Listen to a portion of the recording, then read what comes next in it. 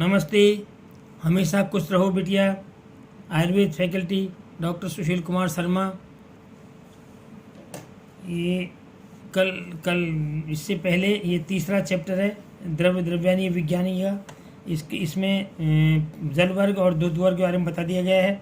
अब इक्षु वर्ग के बारे में वर्णन करने जा रहा हूँ। इक्षु वर्ग में है सबसे पहले इक्षु बोलते हैं गन्ने को। गन्ने के रसे गुण क्या होते हैं उसके बारे में बताया गया है कि गन्ने का रस किस प्रकार होता है। इक्षो रसो गुरु स्निग्धो ब्रहणम कफमूत्रकृत वृश्यम शीतो अस्त्र पित्तग्रम स्वादु पाक रसो रस है। तो इक्षु रस के गुण के बारे में बताया कि गन्ने का रस मृदु रेचक यानी सरयानी रेचक यानी मृदु रेचक है, बहुत ही अल्प विरेचक है, मृदु रेचक है, गुरु है, स्निग्ध है, ब्रहण यानी शरीर को ग्रहण करता है, पुष्ट करता है, कफ है मूत्र को करने वाला है, कफ और मूत्र को बढ़ाने वाला है, वृश्य है, शीतल है, रक्त पित्त नाशक है और मधुर विपाक और मधुर रस है। इसका रस भी मधुर है और विपाक भी मधुर है। ये है।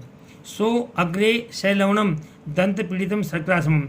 इन्होंने बताया कि सो अग्रे यानी इसका जो इक्षु अग्रिम भाग कुछ ईषद लवण होता है और दांतों से चूसकर पीने वाला जो रस है वो शर्करा के समान गुणकारी होता है।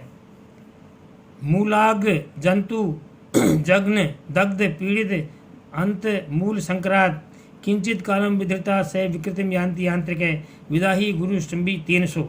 अब इन्होंने यंत्र से यानी गन्ने का रस जो यंत्र से निकालते हैं मशीनों द्वारा उसके गुण बताए हैं किस प्रकार होता है, यांत्रिक रस कैसा होता है उसके बारे में बताया है कि मूल भाग और अग्रभाग उसमें साथ पिसता है तो मूल भाग भी खराब होता है और अग्रभाग भी खराब होता है। दोनों साथ पिसते हैं, उसमें कृमि भी साथ पिसते हैं, कृमि से खाया हुआ भाग ही पिस जाता है, कृमि वाला भाग पिस जाता है। इसके अलावा पीसने के साथ साथ यंत्र में जंग लगी हुई हो वो, यंत्र में तेल लगा हुआ हो, यंत्र में ग्रीस लगी हुई वो, मलों के मिलने से और कुछ काल से पड़े रहने से कोलू का जो रस है मतलब मशीन द्वारा निकला हुआ जो गन्ने का रस है वो बिगड़ जाता है। इसलिए यह रस विदाई करने वाला है और गुरु और विष्टम्भी होता है, इसलिए इसका सेवन कम से कम करना चाहिए। तत्र पौंड्रिकम। अब पौंड्रिक गन्ने का रस कैसा होता है उसके लिए बताया। शैत्य प्रसाद माधुर्य रस्तमनु मानसिक है। मतलब पौंड्रिक गन्ने का ही भेद है, इसके बारे में बताया। गन्ने का पौंड्रिक कैसा होता है, शीतल है, निर्मलता और मधु के समान गुणकारी श्रेष्ठ होता है। और बांस गन्ना जो है पौंड गुण से हीनकारी होता है, ये भी इसका भेद है, ये कुछ कम गुण वाला होता है। ये गन्ने का और कई तरह के भेद हैं उसके बारे में बताया। सतपर्व कांतारक नेपाल, ये जो गन्ने के भेद हैं ये गन्ने के भेद ये क्या होते हैं, क्रमशः हीन गुण वाले होते हैं। क्षारम कुछ क्षार रहित क्षार वाले होते हैं, कषायम कुछ कषाय रस वाले होते हैं, शोषणम कुछ उष्ण होते हैं और किंचित विधायनम और कुछ थोड़े विधा करने वाले यानी जलन करने वाले होते हैं। इस प्रकार बताएं। खांड के गुण क्या बताएं।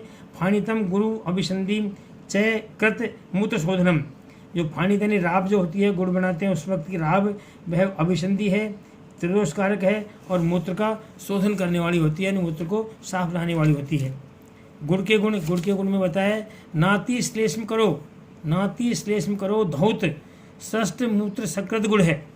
प्रभूत कृमि मज्जा श्रृंग मेदो मांस कफो अपर है। इन्होंने बताया कि नाति श्लेष्म करो धौत यानी धुला हुआ गुड़, जो साफ किया हुआ गुड़ होता है वो अत्यधिक श्लेष्मा को बढ़ाने वाला नहीं होता है, यानी श्लेष्मा को ज़्यादा नहीं बढ़ाता, कब बढ़ाता है कम श्लेष्मा को। और मूत्र और मल को बाहर निकालने वाला होता है, मूत्र और मल को बाहर निकालता है। अशुद्ध जो गुड़ है जिसमें कृमि मज्जा रक्त मेद मांस और कफ की प्रचुर मात्रा होने से इनको सबको उत्पन्न करता है, इसलिए धौत गुड़ यानी धुला हुआ गुड़ ही खाना चाहिए। हृदय पुराणम पथ्यस्य नव श्लेष्म अग्नि साधकृत। पुराने गुण के बारे में लिखा है इन्होंने कि हृदय के लिए जो प्रिय और पथ्य है वह नूतन जो है जिसे 1 साल का नीवा हो ऐसा गुड़ है। गुड़ कफ और अग्निमाद को करता है, मतलब नूतन जो गुड़ है वो इस तरह से हृदय के लिए हितकारी नहीं होता है और अपथ्य है, इसलिए 1 साल के पुराना वाला गुड़ ही सेवन करना चाहिए। शक्कर मिश्री आदि के गुण है। वृष्या क्षीण क्षतहिता रक्त पित्त अनिलापहा मत्संडिका खंड सहिता क्रमेण गुणवत्तता। मतलब मत्संडिका खंड और सीता ये जो है ये वृश्य है, क्षीण और क्षत के लिए हितकारी है, रक्त पित्त और वायुनाशक है और उत्तरोत्तर गुणों में श्रेष्ठ है। ये उत्तरोत्तर गुणों में श्रेष्ठ कहलाती है। जवासे की शक्कर के गुण। अब जवासे की शक्कर के गुण के बारे में बताया है कि तदगुणा तिक्त मधुरा कसाया या शर्करा। या शर्करा जो होती है वो शर्करा के समान ही गुण वाली होती है और तिक्त और मधुर और कसाय रस वाली होती है। अन्य शर्करा के गुण है। अन्य शर्करा कैसी होती है उसके बारे में बताया है। दाह, तट, छर्दी, मूर्छा, शक, पित्तग्न, सर्व शर्करा। सभी प्रकार की जो शर्कराएँ चीनी होती है ये प्यास को, जलन को, वमन को, मूर्छा और रक्तपित्त का नाश करती वाली होती है। शर्करा और फाणित में क्या अंतर होता है उसके बारे में बताया इन्होंने कि शर्करे इक्षु विकाराणाम फाणितम च बरावरे। शर्करा तो इक्षु विकारों में श्रेष्ठ, गन्ने की बनी वस्तु में शर्करा सबसे श्रेष्ठ है और राब यानी सबसे निकृष्ट है, ये बताया। अब है मधु वर्ग। इक्षु वर्ग के बारे में मधु वर्ग का वर्णन किया गया है। मधु वर्ग में मधु के गुण बताए गए हैं। मधु कैसा होता है? चक्षुषम, छेदी, तट, श्लेष्ण, विष, हिदमा, अस्त्र, पित्त, नुत है। मेह, कुष्ठ, कृमि, छर्दी, श्वास, काश, अतिसार जित। मतलब मधु के गुण के बारे में बताया है कि मधु जो है आंखों के लिए हितकारी, चक्षु यानी आंखों के लिए हितकारी है। छेदी यानी छेदन करने वाला गुण वाला रखता है, दोषों को छेद करके निकालता है। तट प्यास को ठीक करता है, कफ में ठीक है, विष में ठीक है, हिक्का रोग में ठीक है, रक्तपित्त नाशक है। मेह यानी प्रमेह को ठीक करता है, कुष्ठ को ठीक करता है, कृमि नाश है। वमन, श्वास, काश और अतिसार सामक है, अतिसार को ठीक करता है। इसके अलावा व्रण शोधनम, संधान रोपणम, व्रण का शोधन करता है, व्रण का संधान करता है, व्रण का रोपण भी ये करता है। वातलम मधु, और वातल यानी वायु कारक होता है मधु, वायु कारक बताया मधु को।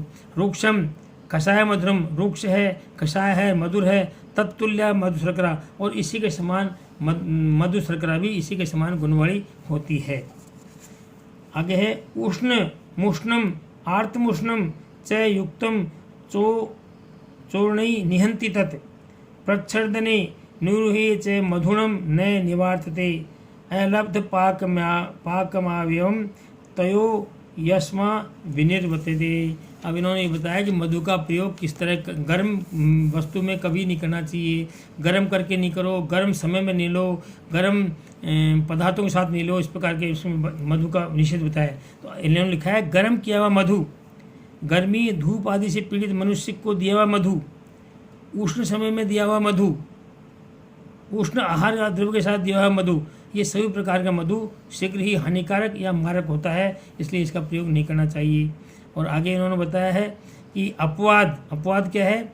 वमन कार्य एवं निरूह वस्ती में उष्ण मधु का निषेध नहीं है। यदि किसी को वमन के लिए मधु दे रहे हैं या फिर उसको निरूह वस्ती के लिए मधु दे रहे हैं तो उसमें उष्ण मधु देने का निषेध नहीं है। क्यों नहीं है? इसका कारण बता दिया इन्होंने कि दोनों ही अवस्थाओं में बिना पाक के मधु शीघ्र बाहर निकलता है। मधु का बिना पाचन हुए मधु शीघ्र ही बाहर निकल जाता है, अर्थात इन अवस्थाओं में मधु का पाक नहीं होता, इसलिए इससे कोई हानि नहीं होती। इसलिए इन दोनों अवस्थाओं में वमन कार्य में और निरूह वस्तु में उष्ण मधु का प्रयोग किया जा सकता है। अब मधु उष्ण क्यों नहीं लेना चाहिए इसके बारे में बताया कि मधु उष्णमा से मेल नहीं खाता, क्योंकि मधु जो है मक्खियों से बनता है और मक्खियों में तरह तरह के विष होते हैं और विष का संसर्ग होता है उसमें, और वो उष्णमा को बढ़ाता है विष, इसलिए उसमें उष्णमा में नहीं लेना चाहिए। अब है तैल वर्ग। तैल वर्ग में आएगा तैल के सामान्य गुण। अब तैल के सामान्य गुण क्या है? तैलम स्वयोनि यत्र मुख्यम तीक्ष्णम व्यवहारिच है। मतलब तेल में जितने भी तेल हैं, जिस के तेल होंगे उसके गुण आएंगे उसमें। जैसे तिल का तेल है, तेल के गुण आएंगे, सरसों का तेल है, सरसों के गुण आएंगे, मूंगफली का तेल है, मूंगफली, मतलब स्वयोनि जिसका तेल बनाया है उस उत्पादक द्रव्य के उसमें गुण आएंगे। अब आगे लिखा है मुख्यम, मुख्य तेल कौन सा है? मुख्य तेल माना है तिल का तेल, तो मुख्य तेल को तिल का तेल माना गया है। उसमें लिखा है तीक्ष्णम व्यवहारिच है। तिल का तेल जो होता है मुख्य है और ये तीक्ष्ण होता है, व्यवहारी है, त्वक दोषकृत यानी त्वचा त्वक दोष करने वाला होता है। चक्षुषम आँखों के लिए अहितकारी है। कपकर्ण नचे और कपकारक नहीं है।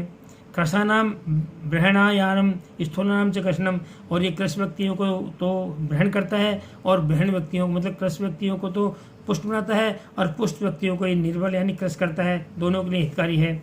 बद्ध विटकम यानी मल को बांधने वाला होता है। कृमिघ्नम कृमियों के लिए हितकारी है, कृमियों को खत्म करता है। और संस्कार जित सर्वरोग जित, और संस्कारों से यानी सब प्रकार से अलग अलग प्रकार से लेने से ये सभी प्रकार के रोगों को नष्ट करने वाला होता है। ये तैल वर्ग बताया है कि सभी प्रकार के तेल, जैसे सही विभिन्न प्रकार के औषधियों से तेलों बनाओ तो सभी प्रकार के रोगों को नष्ट करने वाला होता है।